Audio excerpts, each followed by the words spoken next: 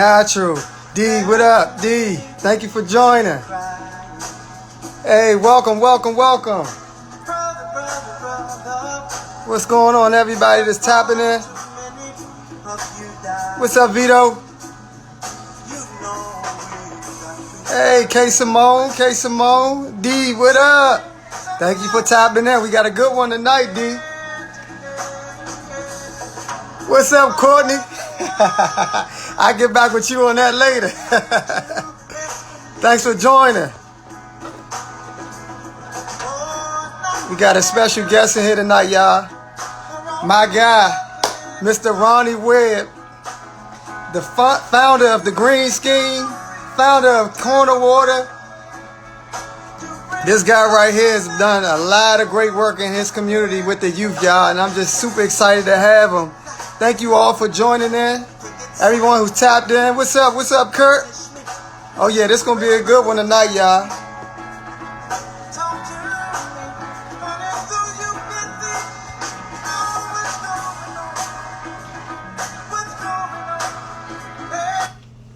Welcome, y'all, to the moment of truth. This is Community Connoisseurs IG Live Podcast. We do this every Thursday night at 7:30 p.m. We're gonna tap my man Ronnie Webb in shortly. Get this show on the road. Got my corner water ready. Fresh alkaline water, y'all. Black on. Thank you for everybody that's joining in so far. Really quick, I'm gonna pull up Ronnie's bio and read his bio. Again, y'all, this is the moment of truth. This is Community Connoisseurs Instagram Live Podcast. We do this every Thursday night at 7:30 p.m. We bring on individuals that's doing great work in their respective areas of work, whether it's business, whether it's mentorship, whether it's philanthropy. We bring them in to give them their flowers while they're here, and also for them to tell their story, their journey, you know what I mean, and inspire others. So without further ado, I'm going to read Ronnie's bio, and then we're going to tap him in. So Ron Webb, okay, president and co-founder of Green Scheme, Washington, D.C. native, Ronnie Webb, a.k.a. Ron Green, stands on the forefront of educating disadvantaged communities on environmental stewardship and community revitalization. From developing and implementing USDA food system projects to consulting on the behalf of businesses and organizations to adopt more sustainable methods, Mr. Webb has over 10 years of experience in the environmental sector. After graduating from North Carolina A&T State University with a BS in agricultural economics, Mr. Webb became a certified green consultant while serving as an intern for D.C. Congresswoman Eleanor Holmes Norton. Following his internship, Mr. Webb was offered a fellowship with the Hip Hop Caucus Education Fund, an opportunity that helped him shape a platform in the environmental movement on the East Coast with a focus on Washington, D.C. and Greensboro, North Carolina. The Green Scheme's founding was based on Webb's realization of the lack of environmental awareness that exists in many communities. It is a nonprofit organization designed to educate people of diverse cultural backgrounds about their role in the environmental movement. Ever since, Green Scheme has been up and running under the leadership of Mr. Webb, who is getting started. Mr. Webb has recently become a senior fellow in the Environmental Leadership Program, which is a national network of environmental leaders. The Green Scheme has been active in Washington, D.C. for over 2 years, positively affecting the lives of D.C. residents through urban agriculture and workforce development.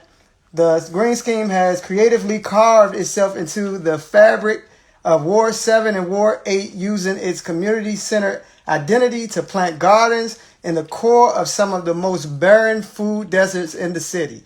Webb recognized the healthy food shortages in the poorest areas of Washington, D.C. and decided a change needed to occur. The Green Scheme has created stronger communities and healthier families with its dedicated approach to wellness and evolution. So with that being said, I'm going to tap my guy, Ronnie Webb in, the green scheme.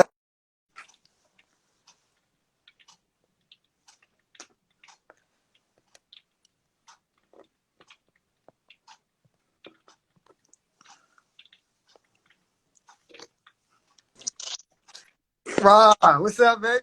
What's I, going on, man? I appreciate man being on here, man. It's Hey, good look, to talk to you you see what I'm live, sipping man. on? You see what I'm sipping Huh? on, brother? Oh You yeah, see what that I'm corner sipping on? water, man. Yes, sir, man. How you they doing? call they call it the new rapper water, man. The new rapper water? Okay, That's what I'm okay. here. All right, man. But first and foremost, on the behalf of the community connoisseurs, I just want to welcome you to our platform. As we spoke before, this is a platform where we have individuals like yourself that's doing great work in your respective areas of work. You know what I mean? On just to tell about your story, give you your flowers while you're here, and to inspire people who taps in. So, thank you again on the behalf of community connoisseurs for joining us tonight. Man, appreciate you, man. The work y'all doing, man, and just that, man. It's it takes a village, man. It takes a village, man, and just we all figuring out. I just love to see us all figuring out, man, our lanes and ways that we're able to collectively work together, man, and just make it make sense, man. So I just enjoy to be here, man. Definitely, definitely. So before we start, again, thank you everybody who's tapping in, and those who are just tapped in. If you can do us a favor, because this is going to be a really good conversation, and I want as many people to hear it as possible. That arrow that's on the bottom right hand side of your screen, if everybody on here that's viewing right now can tap that and invite like at least 10 of your friends on your network to this conversation, it'll be very much appreciated, so they can hear this phenomenal story about Ronnie Webb tonight, y'all. So let's get right into it, Ronnie. There's a lot of people that's tapping in that follow you. You know what I mean? That follow the movement, the Green Scheme movement, which is a phenomenal movement. We're excited about hearing more about it and how it started. Then we have our followers tapping in as well. But for those who are on right now who don't know who Ronnie Webb is, let's go all the way back. We're gonna backtrack. What we like to do is go all the way to the start of the journey, the childhood. You know what I mean? Tell the people a little bit about your childhood and how you grew up, where you grew up, and things of that nature. For sure, man. I'm originally I'm a Washingtonian, man. So original from the core, man. I'm a seed straight from here. But the community that I grew up in was Langdon Park community, which is in Northeast DC, man. And to this day I still live here in this community, man. I still do community work. The vice president of Green Scheme, Jerome Nesbitt, is from this community also. So man, it's been a beautiful ride being able to have a partner like that, man. Building this organization, man. Just foremost before anything, man. I just got to shout out the amazing team that I have, Charlie, man, because you know Yeah.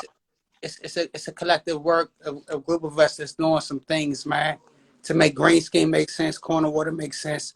So I just want everybody to know that it is a collective unit of us working together, being creative, man, being ourselves, just doing this work. But I'm from Ward 5, Langdon Park, man.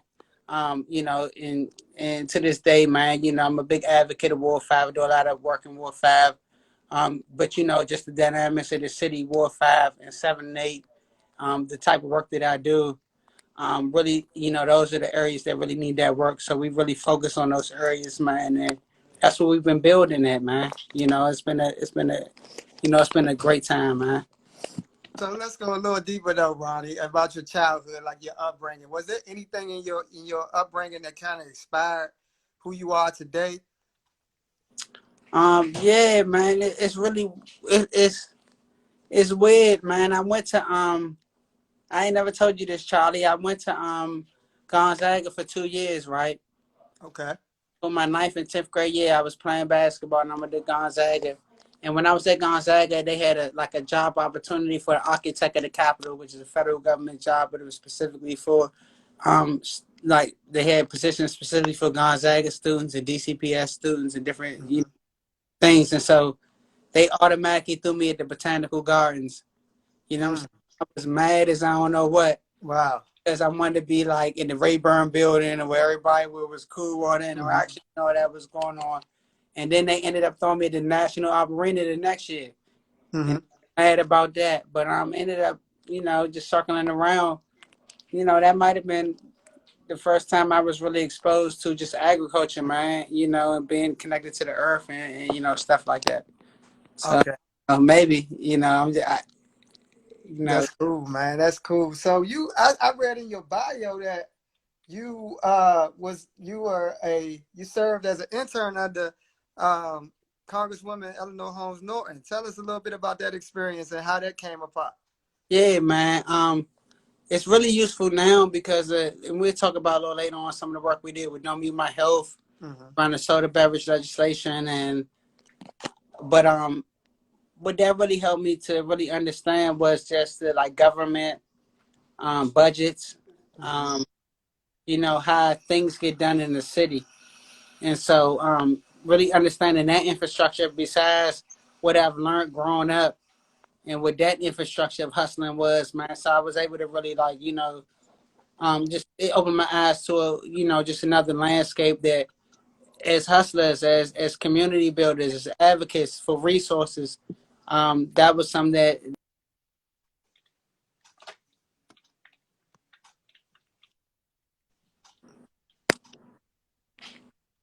Ronnie, it went out. Your phone went out for a hot second. You said that was something that did what? that was something that I always knew to take into account was just those resources was always at the table. You know, Okay. like we know, and I know the work that you're doing now. We gotta, man, we gotta be real resourceful. We can't, if we was to rely on everybody just writing us a check, giving us a budget, it wouldn't work all the time, man. We Right. gotta take lemons and make lemonade a lot of the times, man. And that's the most beautiful. It's art, it's art, the community work, the Hmm. business side of it, and how we put those things together, man. I think it's art, man. So that's what I get a kick out of that stuff, man. Right. So, like, where did the idea ensue from to formulate a nonprofit, um, like the green scheme that's doing the work that you're doing and the environmental work that you're doing and the work centered around health and wellness? We're gonna tap into a lot of advocating that you all have done in the past and things like that. But where did that spark from? Was that just something that you always wanted to do as a youth, or was it something that kind of like you saw the disparities going on and you felt as though you had to step in? How did that happen? It was God, man, but it caught me early, man. So like to be honest with you, when I was probably about 12 years old, man, it was a 12, 13 years old. It was a guy named Walter Ray who had a Mhm.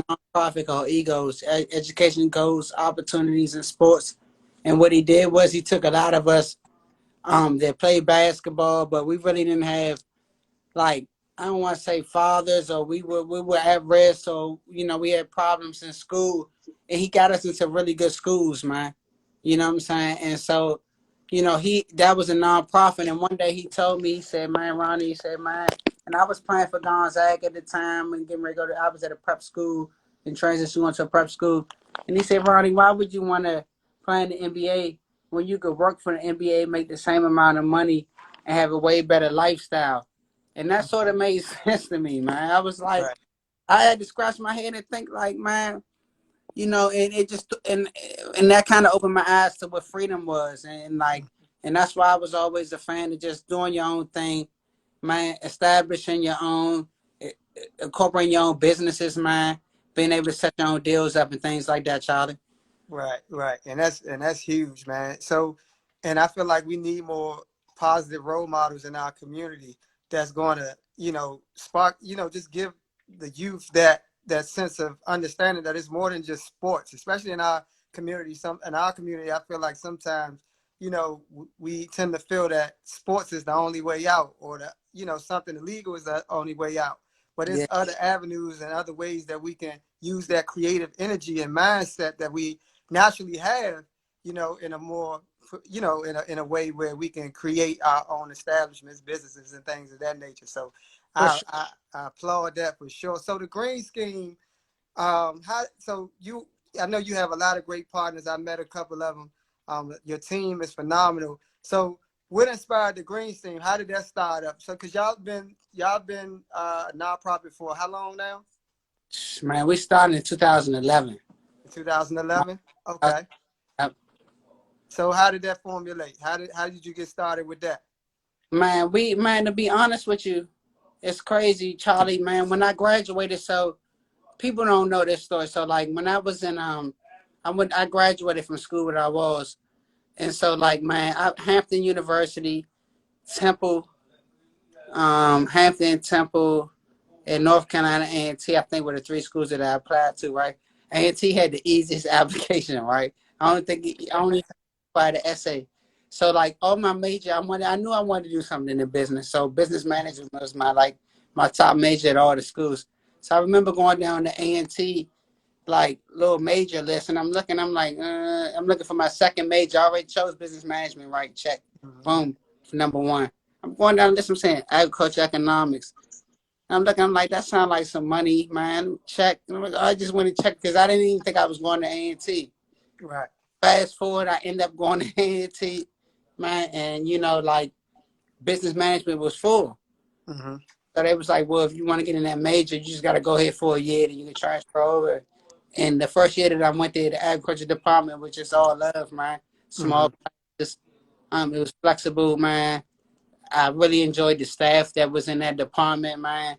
And it just felt different, and I can't really say all the way why I stuck to it. Besides just the good staff that they had there, but it Mm-hmm. was, man, just some reason I just like, man, all I was worried about at that time was let me get this paperwork and I get out of here. I was the first person, my father side of the family, to graduate college. I just wanted paperwork, Salute man. to that.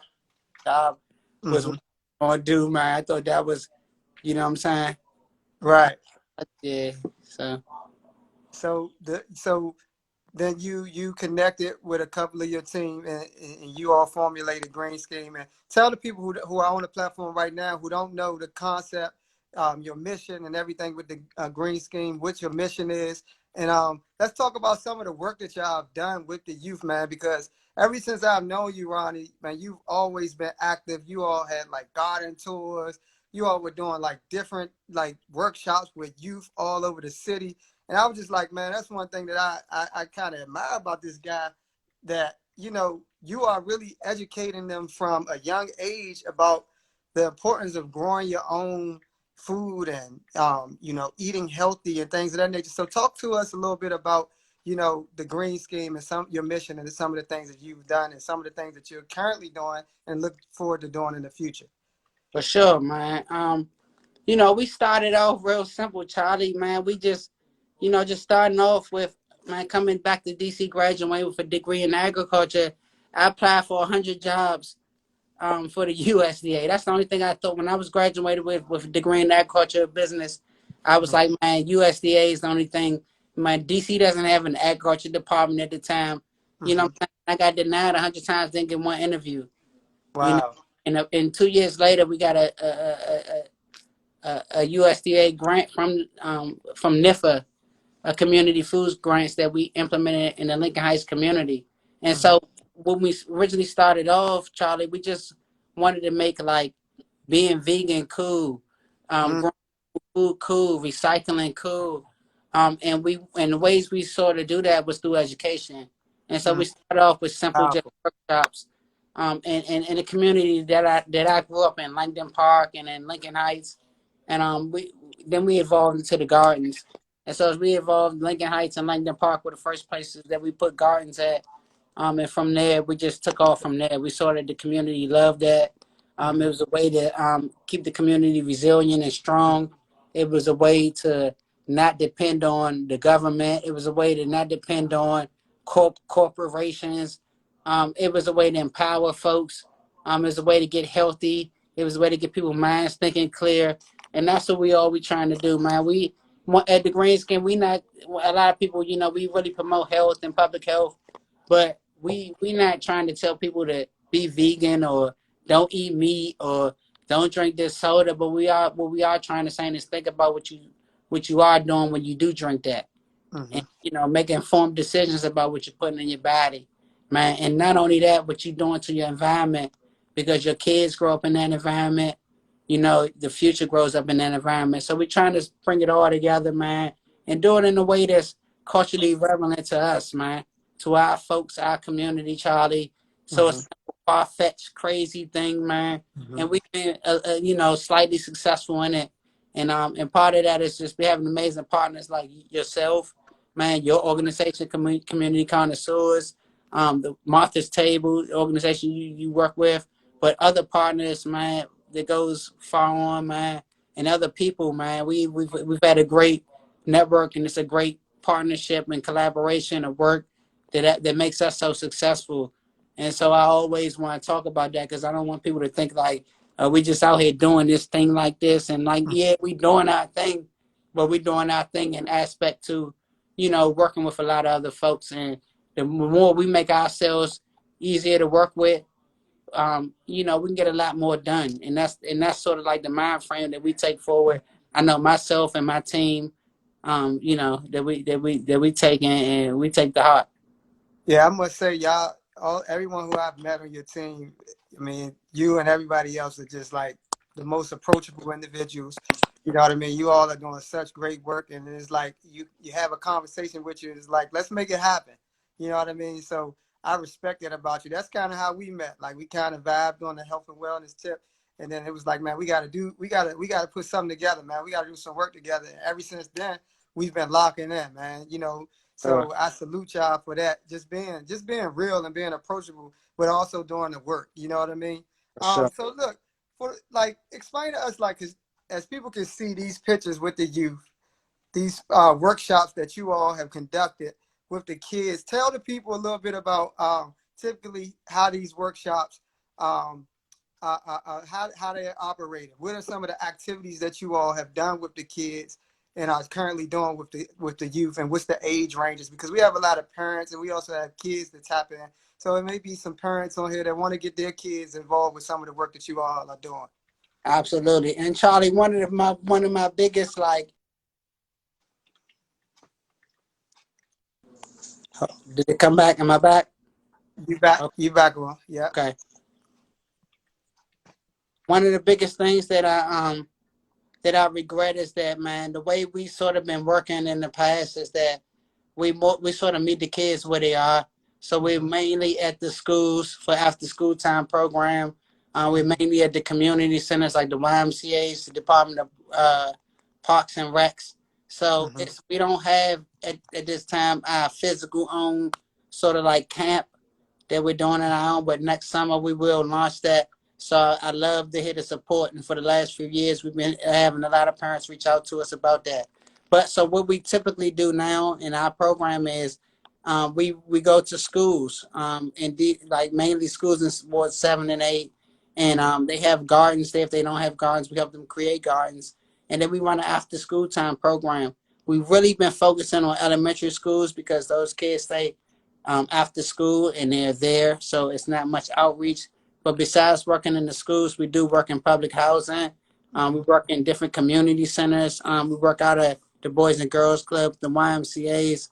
We're willing to come anywhere. We work with like homeowners associations, willing to come anywhere. To sort of like just show the community how they can raise their own money, how they can build their own gardens. We're there to help instruct that whole piece. We're there to help them construct garden committees, what we call them, where it's an organization or organizing body, so they can be organizers and how they facilitate those garden resources throughout the community. We help them show them how they can build those resources up to where they can be getting sourcing food in from other organizations, maybe like DC Central Kitchen, or maybe like Martha's Table, or maybe like um, Capital Area Food Bank. So we really just sort of like want to help communities build community food systems that work for them. And Mm-hmm. every community sort of like has a different look and different characteristics. So we really, want to make sure, but we're not here to like give people fish. We want to teach you how to fish. So we Absolutely. like I teach you the business side of it, Charlie. And that's what it's all. And that's what we can get to the nuts and bolts. But a lot of this stuff boils down straight to the business and how you really, man, can leverage your business skills and expertise, and how you can broker deals for your community, for your businesses, and for yourself.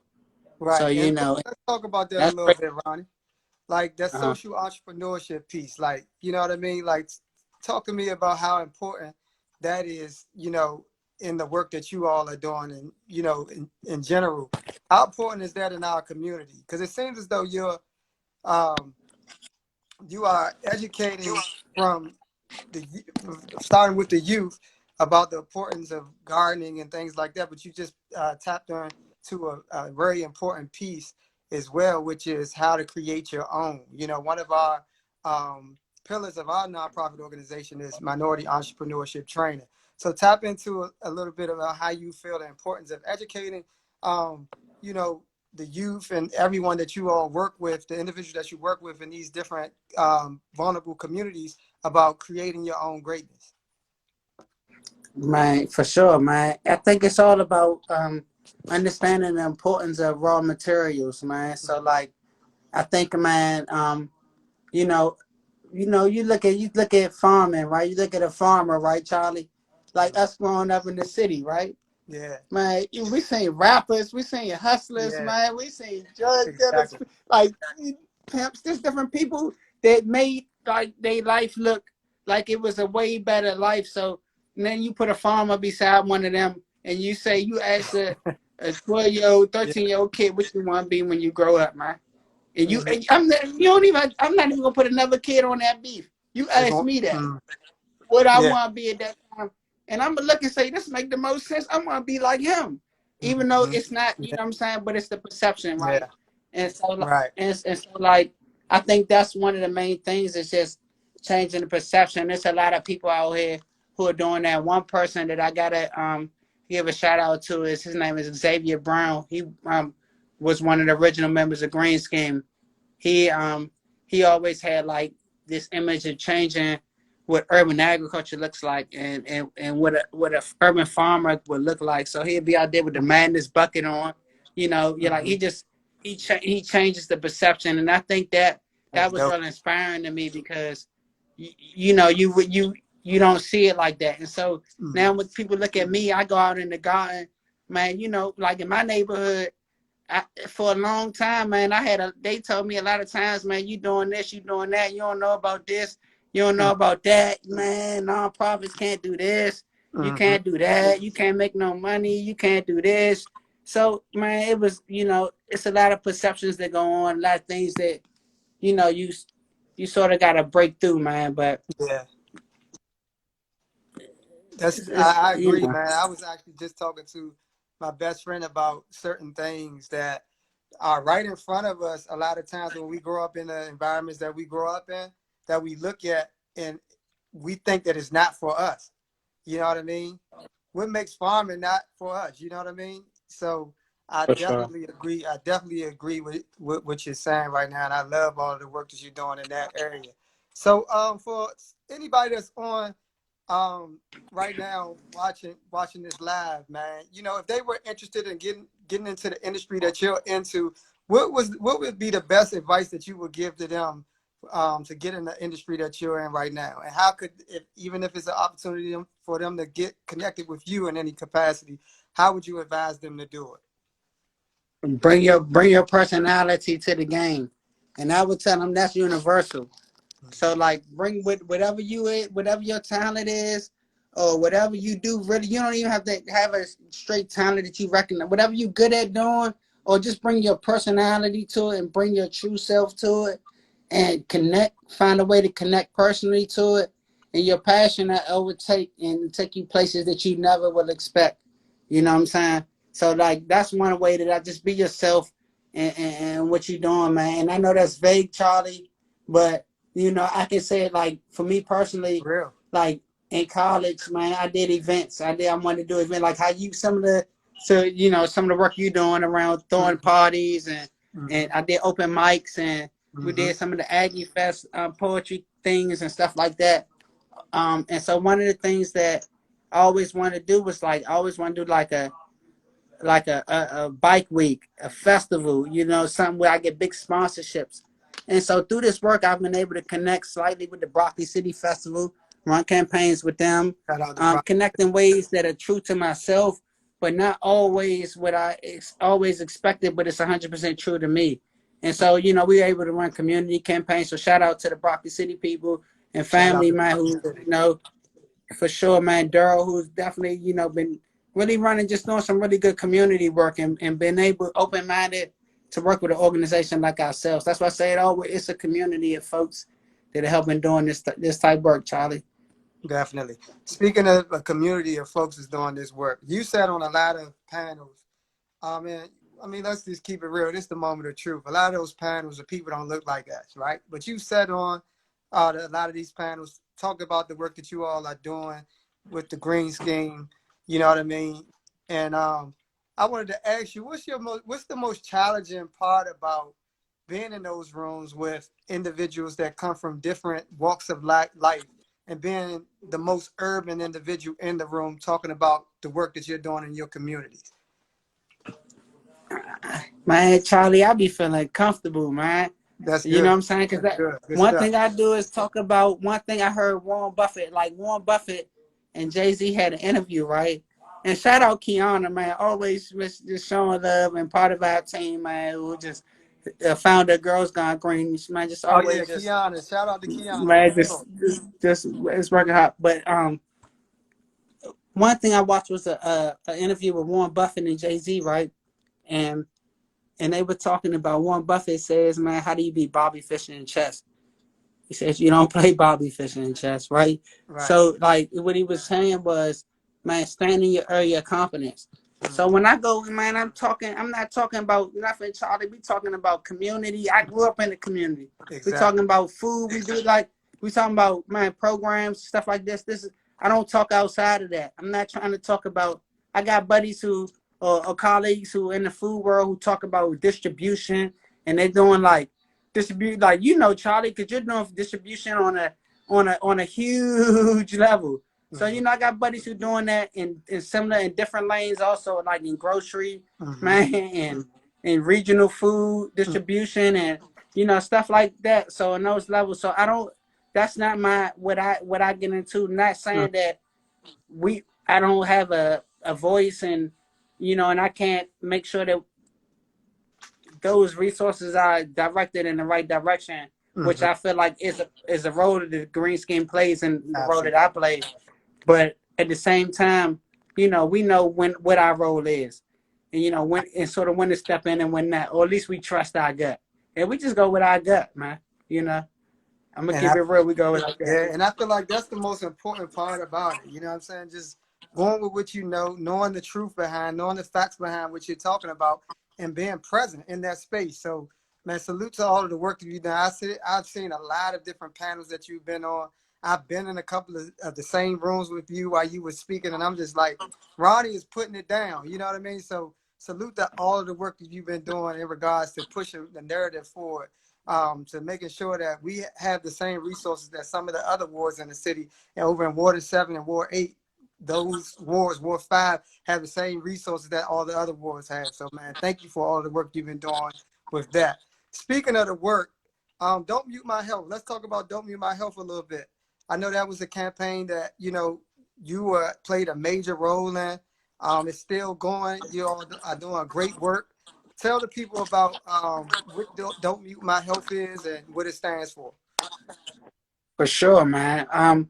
We just really respected the work in the health field of Dome UDC and the Mm-hmm. movement that brought on. So, myself, Stuart Anderson, a coalition of folks and Shout out to Stu. organizations.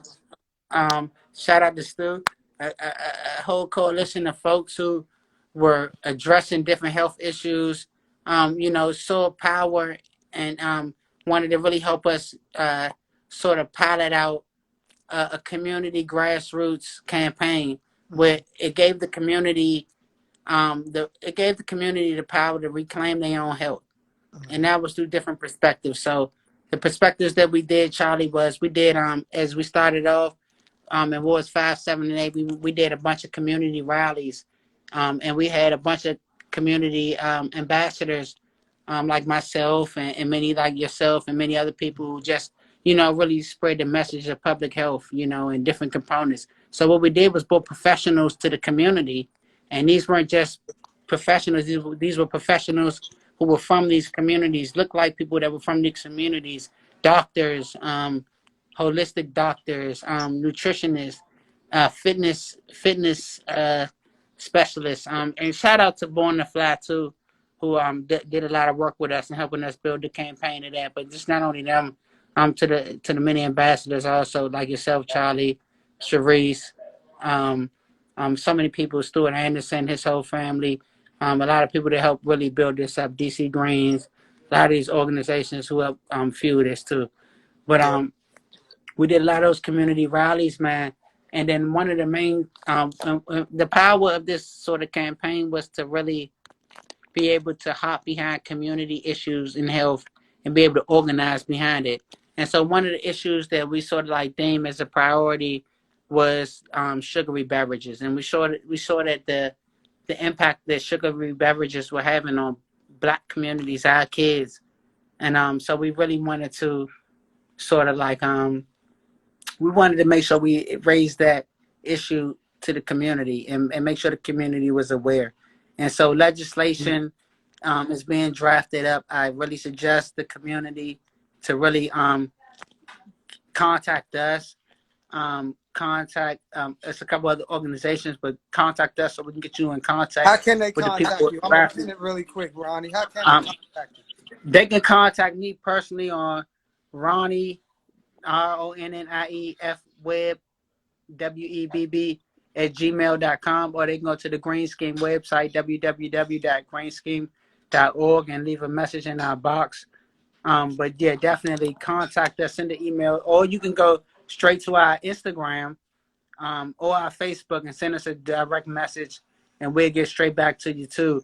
But anyway, anybody who wants to, especially from the community, who wants to lean on this legislation, who wants to be active and talk about how this money, if they were the tax, the beverage industry, how this money could go back to the community in a positive way, man, this is the time, man. We don't really get a lot of time to put this out to the community, but I definitely want to make sure that I take the time to raise this issue, because it's a lot of money and a lot of resources. We're talking millions of dollars that go back to our community, man.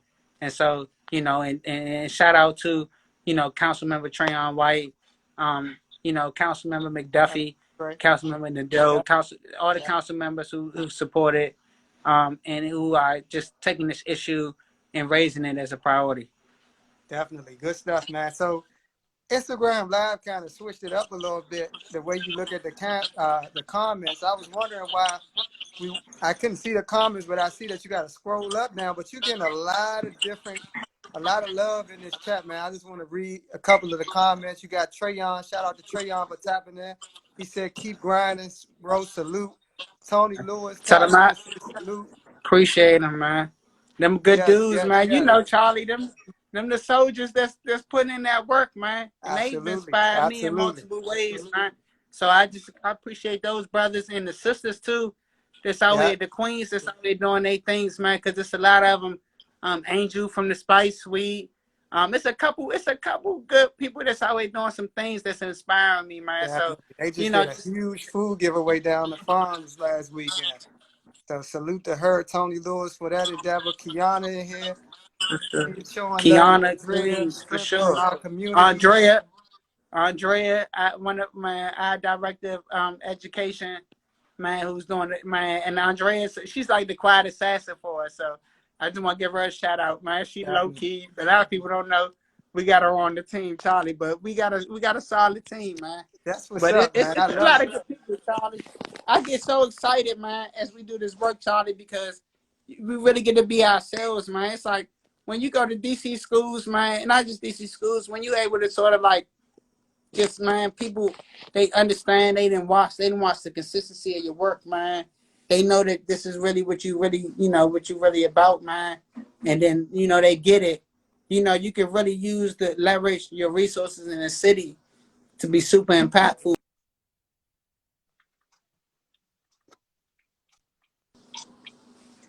You back, Ronnie.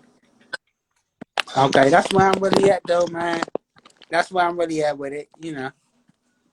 Definitely, definitely, definitely. So, man, great stuff, man. Salute the team. Salute everybody who's tapping in. We got a lot of great, comments in the comment box. A lot of people, somebody said big inspiration, hearts all over the place, praying hands, fists. You know what I mean? They showing a lot of great support, y'all. So thank y'all all for tapping in.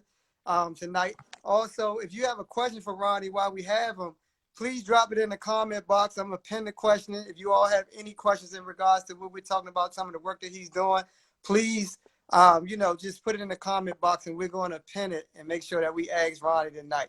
But I think this is one of the biggest topics that everybody's been waiting on talking about, man, because this is huge. The corner water, man. The corner water. This corner water right here, man. I think this is huge because it's not too many. A lot of things that we talked about tonight, just changing the narrative, you know what I mean, in regards to what we can do as African Americans, as blacks, and you come out with a water, you get in a water game. So we gotta definitely tap into that. Talk about, you know, what inspired the idea to get into to the water industry, and how did everything come apart? How did that process look for you?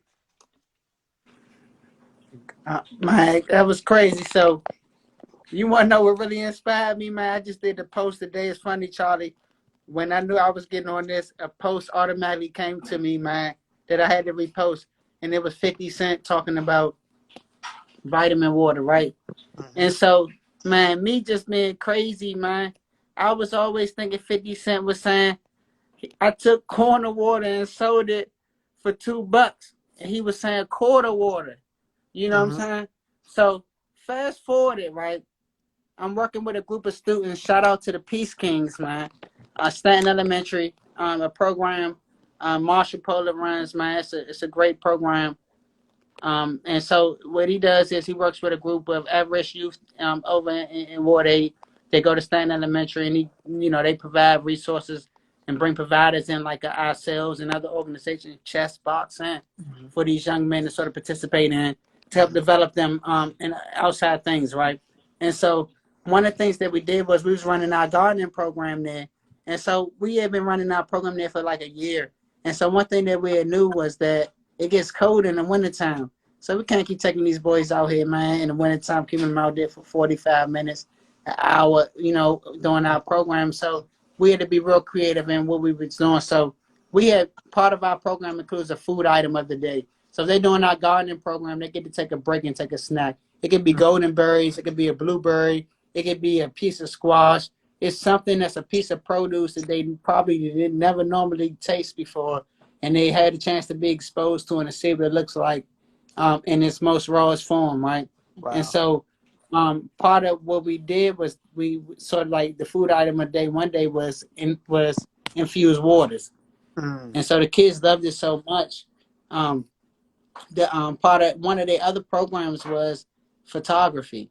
And so Mm-hmm. they got these new Polaroid cameras. And so we had the kids during the wintertime, since we couldn't take them outside as much, we had them doing a lot of indoor activities. One of the indoor activities was draw a food map of your community. So they had to basically just say, from my house and a couple blocks from my house, these are the food places that were there. And then we talked about how healthy those options were. So Mm-hmm. once they, were getting really good with the photography, we took them to the corner stores on Alabama Avenue, right there by Stan Elementary. Okay. And when they took pictures right there, their pictures came automatically out. We came back and we discussed what gaps that they saw in their food system. These were elementary school kids at Stan Elementary, a group of boys. And you know what they said? Why don't we have Fiji water? Why Wow. don't we have these types of water? But we Mm-hmm. had done an infused water workshop um, a few weeks prior, and so we were like, we're going to come up with our own water. And so this corner water version is a version that is, man, this is like really a complicated business. So we have a co-packer, we have a distributor, and so we sell this water that you just seen in stores. But that water that you see right there, that these kids are just doing, with the clear bottles, Uh-huh. those are waters that we've done at Ballou High School. The Okay. kids create these bottles right here are the This ones that we sell retail.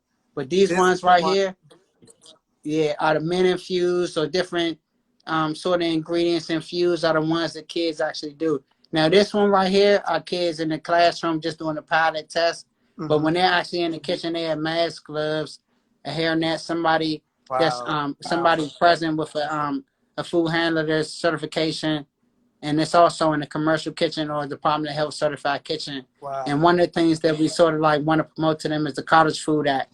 So Mm-hmm. you know how they can basically get their house or their kitchen use it as a production kitchen to take raw materials and make a profit from it. You Wow. know, and That is this is the new food chain, Charlie. So you know, we this is just, you know, it's part of building the community. It's a food and health, and you know, and getting their minds right and feeling right is, like you and me both know, it's a big part of being productive in other fields. So you know, we just want to play that role in what we do. And so definitely. hold up, Charlie, my bad. So now, so even though these, now those bottles right there that you see, those sell for retail. So a portion of those proceeds go back to help fund the actual corner water program. Now the program is a whole educational program. So what you saw the pictures earlier were the kids infusing them and making those clear bottles, and those kids I'm gonna can go sell back. those, like the Blue High School kids Okay. sold those. Yeah, so those kids, like when they make those, but they have masks and gloves and they do them in their kitchens in their school. But when they make those, they sell those at the community events and they sell those to teachers and they sell out. Those are elementary school kids right there. High And school so hold students on, selling at really quick, lunchtime. Ronnie. So you allow the kids to produce the water, and then they go out and sell it themselves. Right. It's just like the Girl Wow. Scout models. It's just like the Girl Scout cookie model. You know what I'm saying? Wow. But we just doing it a little differently because we got to work with what we got, Charlie. You know what I'm saying? Powerful. Yeah, so That's powerful. We got a lot of comments coming in on that. That is powerful work, man. You actually teaching, entrepreneurship. JoJo tapped in. Shout out to JoJo for tapping in, empowering our community through wellness, social capital. and shout We out got We Fit Sierra. for sure. Sierra on here said, "Wow, that's dope." There's so much inspiration, and love on here, man. So definitely, Ronnie. So in regards to the corner water, though, I definitely got to ask you, man, how like that process of having the distributors and getting it packaged and things like that.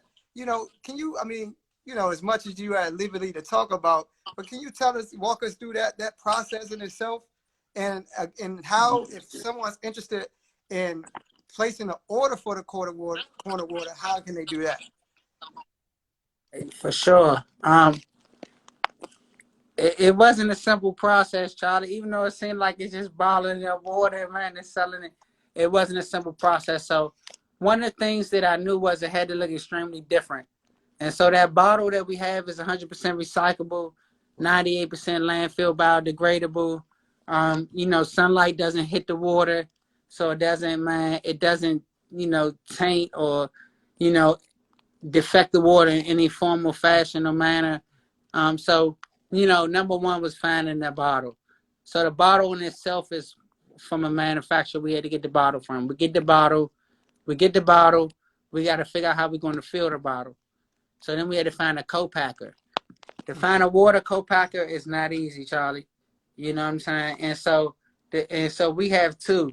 So I like to call them our plugs. We got two plugs. So one of them is local and one of them is in North Carolina, right? And so this water that you see right here is a natural spring water. It's a natural alkaline spring water. So it tastes really well. It's It's not very refreshing. it hasn't been no reverse, nothing. The water is just a natural spring water, and it's at a natural alkaline level, so it's a great water. We have another water that is getting ready to be released in 2 weeks. Nice. That's going to be it's going to be a higher alkaline water, but it goes through a different water process. And so we're coming out with that really soon. It's going to be a little bit more reasonable price too, which is something we're looking forward to give the people, our supporters, and it's a really good water, healthy water, very good tasting water also. So we're really looking forward to bringing that to the market. But yeah, like Charlie, like the water is one thing. So to get in the bottle, then finding a co-packer to fill the water up, then finding the co-packer, if they fill the water up, they got to apply the label, right? But Mm. you got to get the label made. Then Hmm. after you get the label made, after the water's done, you got to figure out how you're going to pick the water up and then how you're going to sell and distribute the water. So what we have is a distributor. Our distributor is 4P Foods, who is an organization and is a business that is geared towards really working with bringing healthy food to communities that don't have healthy food. And so they do regional distribution. Their CEO is Tom McDougall, who's a great friend of mine and sits on the board of us also. but he's just somebody who really wants to make sure that any way possible we can get healthy food into communities of color, and so and not just communities of color, communities who have not access to the type of foods that they should have access to, Charlie. And so Wonderful. he's able to leverage the market and able to distribute that water for us, so they pick it up and they're able to drop it off and make the deliveries we need to stores and everything like that. And so another part of it is actually getting the barcode and making sure that, so us going through a co-packer eliminates any of the Department of Health or licensing pieces that we need, because our water is getting packaged in that facility. But to go a step further, you look at our bottle, we have a barcode. So you have to get a barcode in order to go in the stores. So we had to figure out like how, when we launched on MLK Day in 2020. So we just launched this year. But Wow. the barcode is another piece that you need to get in the stores. It's not a huge process. You can go online. I believe it's called the GS1, the GS1 website. But these things are the stuff that like they seem hard to figure out. But you can Google everything, man. I'm a big Yeah. fan of Googling and everything, man. I You swear, got to you do just your gotta play with research, the man. words. Yeah, it's the Mhm. biggest thing, Charlie, man. We gotta empower ourselves sometimes, and sometimes things that seem like barriers are just going on our little smartphone, man, and just Exactly. typing in a quick thing, your answer come right there. Yeah. So So really quick, Ronnie, we got some questions. As promised, I wanted to get into some questions coming in through the comments. Um, really quick, Smoothie Main 7 just said, I know Green Scheme is geared towards the youth, but how can an adult be involved and learn about gardening as well? Then I got one more great. question that I see I want to make sure that we're able to answer before we go off. Okay, great question. See, part of it is not you with these gardens, man. These gardens break barriers, so it's for seniors, adults, young people. It's a space for everybody to sort of congregate at, right? And so just to really think about a great space to learn about gardening is, number one, a great resources Department of Parks and Recreation, their urban agriculture department. They offer I want to say year round. I want to say at least 50 classes, from beekeeping to composting to community organizing around starting a community garden. Josh Singer is one of the main people that does that. I think Watani leads that division now. So, shout out to them. Kamari also up there, who runs the youth programming up there. But just really connecting in those classes. I'm taking the Master Gardener courses. UDC has some classes also, but I really, really recommend those DPR courses because they're free if you're a DC resident, and taking advantage of all those. I think it's some organizations like Eco City Farms, Common Good Farms, Charlie Martha's Table may offer some urban gardening classes, but there's some great organizations out there, just depending on the level that you want to learn and what specifically you want to learn. If you want to learn in the greenhouse or hoop house as opposed to learning on raised beds, or if you want to learn, I would just definitely do my research on the organizations that are Mhm. sort of doing work. But I think all of them, in some capacity, would love to have, as much help as possible, support as possible. Wonderful, wonderful. Thank you for that. Shout out to Natalie for joining us, Freya for joining us tonight. I got another question I'm a pin from Vito Famir, Ronnie. And his question is, explain the differences between alkaline water and faucet water, please. Really quick, because we got a couple more minutes. If you can explain the differences between alkaline water and faucet water. Yeah, for sure. All right, so so alkaline water can be several different forms of water. So you might can find a faucet water that's at an alkaline level, depending on where you are, depending on if they got high quality water in their city, is really got high quality. Certain cities got high quality water than others. Like you look at Detroit, you Mhm. look at DC. Back in the day they were talking about how bad our water was. So like so that's one thing. So for water to be alkaline, it should at least be, I believe, a 7.4. Right now, there's certain waters that are at higher levels of alkaline. Right now, and that I've just come across this information too. people that are sort of like treating certain sicknesses and illnesses, they it is I think it is a value for them to drink those waters at 9.0, 9.5, those high alkaline waters. But you can't take those high alkaline waters. They're not nothing that you take for long term. They're short term sort of like natural medications to help get your body to sort of like get rid of or cure or deplete as much of disease or stuff as possible. So, with that being said, the spring water that we have with corner water is a spring water that comes from a spring and it's at that 7.4 plus level. Now, you got some waters that can be straight from tap water that can go through the reverse osmosis. They go to the system and you can raise those waters to be higher alkaline levels, right? But it alters the taste of them. Number one. Number two is when I was doing all of my water research, right? One of the people whose opinion really meant the most to me was Dr. Sebi. And if you look at what Dr. Sebi said about water, he said that if you was to classify the best water, he said it would be spring water. Wonderful. And I just like the taste of spring water. So that's my take on it, man. I'm That's sure it's a phenomenal. lot of other water experts out there, man, but that's mine on it. Definitely. So really quick, we got a couple minutes. I'm sure that everybody appreciates your insight and your expertise in the field that you're working in. Um, and thank you for everything that you do. But before we go, man, give the people a couple of words of inspiration.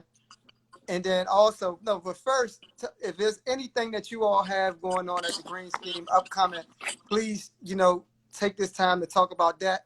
And then lastly, before we go, because we got about a minute and a half, lead the people with a few words of inspiration.